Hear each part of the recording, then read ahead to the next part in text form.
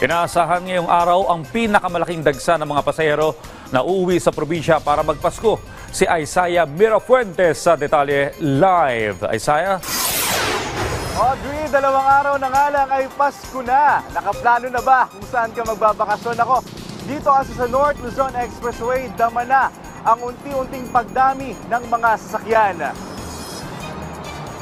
Bakasyon na! Marami na mga sasakyan sa North Luzon Expressway. Ngayong Lunes, inaasahan ang pinakamalaking dagsa ng mga biyahero, lalo na ng mga palabas ng Metro Manila.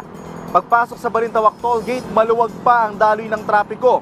Pero ilang metro paglagpas sa toll gate ay nakararanas na agad ng mabigat na daloy ng traffic. Karamihan sa mga sasakyang bumabagtas sa NLEX ay mga 4 wheels o mga kotse. Ngayong umaga, bihira pa ang mga nakita kong mga bus. Paalala po natin sa ating mga motorista na palaging i-check ang tinatawag na blow buckets na B for battery, L for lights, O for oil, W for water, B for brake, A for air, G for gas, E for engine, T for tire, and S for self.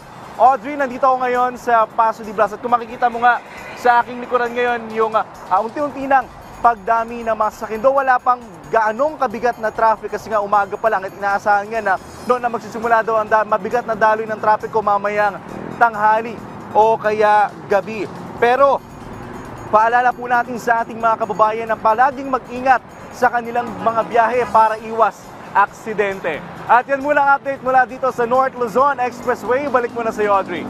Alright, ingat po sa ating mga kababayang babiyahe pa lamang. Maraming salamat, Isaiah Mirafuentes.